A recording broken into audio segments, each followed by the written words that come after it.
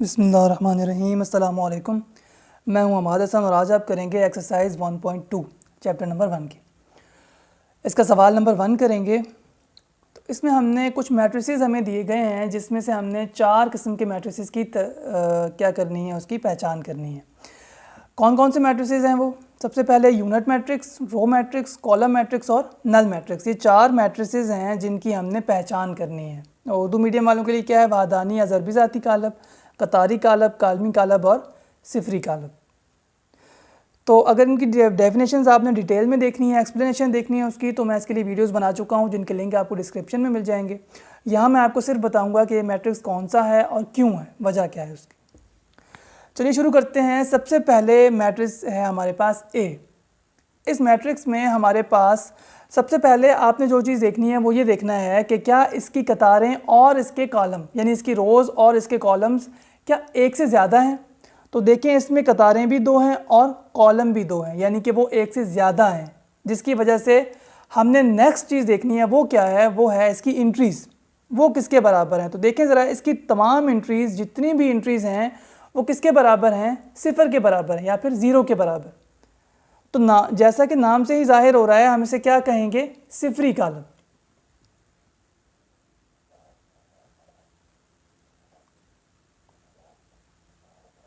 सिफरी कालब, या फिर हम इसे नल मैट्रिक्स और ज़ीरो मैट्रिक्स भी कहते हैं।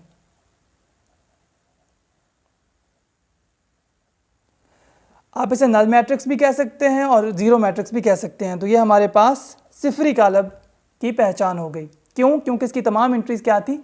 ज़ीरो थी, इसकी ये पहचान है। नेक्स्ट आप देखें तो हमारे पास एक मैट्रिक्स है बी।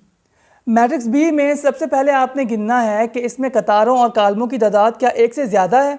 तो ज़रा गौर से देखिए कि इसमें हमारे पास जो कॉलम्स हैं वो तो 3 हैं, लेकिन कतारें क्या हैं? वो एक ही हैं, वो एक से ज़्यादा नहीं है। तो ऐसा कॉलम जिसमें एक ही कतार हो या एक ही रो हो, हम उसे क्या कहते हैं? रो मैट्रिक्स कहते हैं।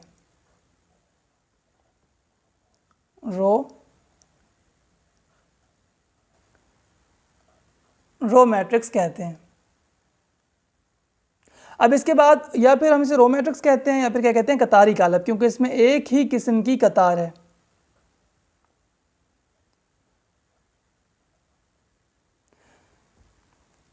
अब नेक्स्ट की बात करें तो हमारे पास जो मैट्रिक्स सी है, इसमें एक मैट्रिक्स हमारे पास ये मैट्रिक्स है जिसमें कतारों की तादाद तो 3 है, यानी कि रोज़ इसकी 3 है, लेकिन इसके कॉलम्स की बात करें तो वो एक ही है। हमारे पास इसमें कॉलम्स कितने हैं? एक ही कॉलम है हमारे पास यहाँ। लिहाजा हम इसे, इसके नाम से ही जाहिर हो रहा है कि हम इसे क्या कहेंगे? कालमी कालब। क्या कहेंगे हम इसे?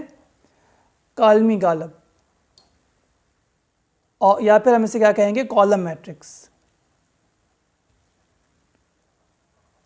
ये इंग्लिश मीडियम और उर्दू मीडियम दोनों के लिए ही सवाल होता है, इसलिए मुझे दोनों नाम लिखने पड़ते हैं।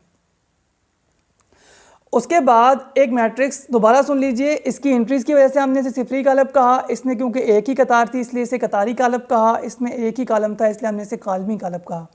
अब हमारे पास जो मैट्रिक्स है इसमें कतारें और कालम दोनों एक से ज़्यादा, लिहाजा अब हमें क्या देखना पड़ेगा? इसकी एंट्रीज़ देखनी पड़ेंगी, क्योंकि इसमें हमारे पास कतारें और कालम दोनों ही एक से ज़्यादा हैं।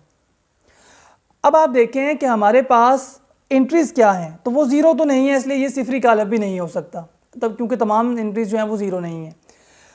अब हमें देखना पड़ेगा कि इसके वित्री अरकान, ये जो इसके डायगोनल एलिमेंट्स हैं वो किसके बराबर हैं? एक के और एक जैसे हैं। लिहाजा और इसके अलावा बाकी सारी एंट्रीज़ क्या हैं? यानी डायगोनल एलिमेंट्स के अलावा वो क्या हैं? ज़ीरो हैं, सिफर हैं। लिहाजा हम इसे क्या कहेंगे? यूनिट मैट्रिक्स कहेंगे। कौन सा मैट्रिक्स कहेंगे हम इसे? Unit matrix.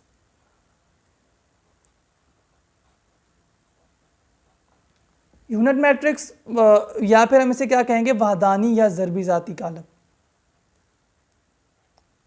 वाहदानी या ज़रबी ज़ाती कालब। एक दफ़ा मैं दोबारा बता रहा हूँ, इसकी तमाम एंट्रीज ज़ीरो थी इसलिए हमने इसे सिफरी कालब कहा या नल मैट्रिक्स कहा। इसमें एक ही रो, एक ही कतार थी इसलिए इसे रो मैट्रिक्स या कतारी कालब कहेंगे। इसमें एक ही कालम था इसलिए हमने इसे कालमी कालब और कॉलम मैट्रिक्स कहा। इसमें क्योंकि हमारे पास वित्तीय अरकान के अलावा बाकी सारे अरकान सिफर थे और वित्तीय अरकान 1 के बराबर थे, इसलिए हमने इसे यूनिट मैट्रिक्स कहा या वादानी या ज़रबी ज़ाती कालब कहा। एक सवाल मैं आपसे पूछता हूं, क्या इन 4 मैट्रिसेस के बारे में आपका कंसेप्ट क्लियर हुआ? आपका जवाब अगर हाँ है तो अभी आपका इम्तिहान भी हो जाएगा। साथ ही साथ आप मुझे बताएं, हाँ जी, मैट्रिक्स ई, हाँ ये जो मैट्रिक्स ई है इसका इसमें जो एंट्री है वो क्या है? 0। अब ज़रा मुझे बताएं कि ये एंट्री, ये हमारे पास मैट्रिक्स ई जो है ये कौन सा मैट्रिक्स है? सोचें, इमेजिन करें अपने जहन में कि ये कौन सा मैट्रिक्स है और बताएं ज़रा, अपने ही जहन में सोचें ज़रा।